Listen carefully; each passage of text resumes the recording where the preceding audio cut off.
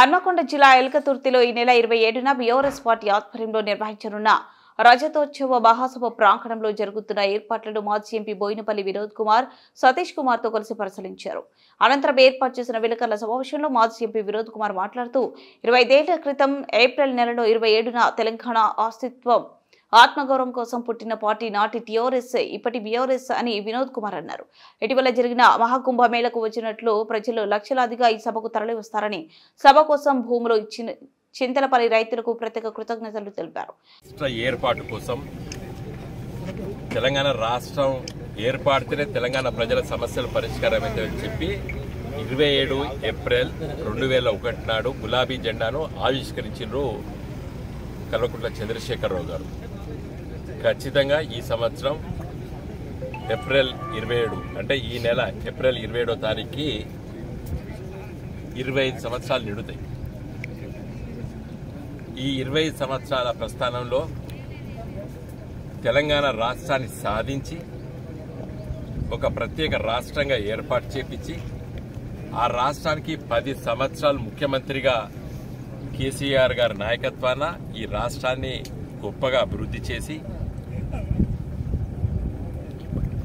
దేశంలో మిగతా రాష్ట్రాలతో పోటీ పడి ముందుకెళ్తున్న సందర్భంలో ఈ వార్షికోత్సవ సభలు జరుగుతున్న 25 సంవత్సరాలు నిండిన మా పార్టీ 2001లో పార్టీ ఆవిర్భవించినటువంటి తొలి రోజుల్లో ఆనాటి ముఖ్యమంత్రి తెలుగుదేశం పార్టీ నాయకుడు చంద్రబాబు నాయుడు, ఆనాటి ప్రతిపక్ష నాయకుడు కాంగ్రెస్ పార్టీ పిసిసి అధ్యక్షులు వైఎస్ రాజశేఖర రెడ్డి గారు తెలంగాణ వచ్చేది లేదు సచ్చేది లేదు, ఇది రాజకీయ పబ్బం కోసం పెట్టినటువంటి పార్టీ, ఇది 3 నాళ్ల ముచ్చట, ఈ పార్టీ కొసెల్లది, ప్రజలారా నాయకులారా ఈ పార్టీని ఆదరించకండి, ఇది స్వార్థంతో పెట్టినటువంటి పార్టీ అని చెప్పి మా పైన అబాండాలు వేసినారు ఆనాడు చంద్రబాబు నాయుడు వైఎస్ రాజశేఖర్ కాంగ్రెస్ పార్టీ చెప్పారు. వాటన్నిటినీ ఎదుర్కొంటూ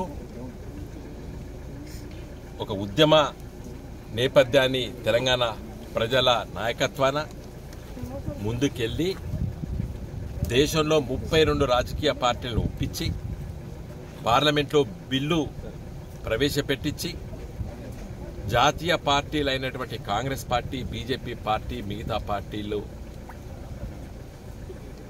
ఒప్పించి తెలంగాణ రాష్ట్రాన్ని సాధించింది గులాబీ జెండా. కాబట్టి 25 సంవత్సరాల వార్షికోత్సవాన్ని చాలా గొప్పగా తెలంగాణ ప్రజలు ఆదరిస్తున్నారు. మరి ఎల్కతుర్తి మండల కేంద్రం నిన్నటి వరకు కరీంనగర్ జిల్లా, నేటి హన్మకొండ జిల్లా, ఉద్యమ జిల్లాలు ఇవి రెండు. మరి ఎల్కతుర్తి మండల కేంద్రంలో దాదాపు 1200 ఎకరాల భూమి స్వచ్ఛందంగా రైతులు ముందుకొచ్చి ఇంకా వరి నాట్లు వేసి కోతలకు దగ్గరకు వచ్చినాయి.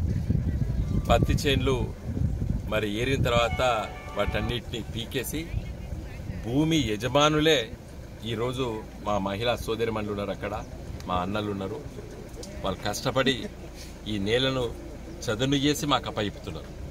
అంటే తెలంగాణ రైతాంగం, తెలంగాణ ప్రజల విశ్వాసం మా పట్ల ఎట్లుందో ఇది ఒకటే ఉదాహరణ. అక్కడ ఉన్నటువంటి మహిళా సోదరులు ప్రతి ఒక్కరికి కూడా ఇక్కడ 10 గుంటలో 20 గుంటలో ఎకరమో 2 ఎకరాలు ఉన్నటువంటి భూమి యజమానులు వాళ్ళు. వాళ్ళకు తోడుగా కొంతమంది మిగతా వాళ్ళు కూడా వచ్చారు, కానీ భూమి యజమానులు కూడా వచ్చి పనిచేసి మాకు అప్పగిస్తున్నారు. మరి ఇక్కడ శాసనసభ్యులుగా 10 సంవత్సరాలు పనిచేసినటువంటి మా మిత్రులు సతీష్ గారి నాయకత్వాన, మా మండల పార్టీ ఎల్కతుర్తి మండల పార్టీ నాయకత్వాన ఇవాళ ఈ బహిరంగ సభ చాలా గొప్ప బహిరంగ సభగా తెలంగాణ చరిత్రలో కన్నీ విని ఎరగని రీతిలో ఈ సభ జరగబోతున్నది. జై తెలంగాణ.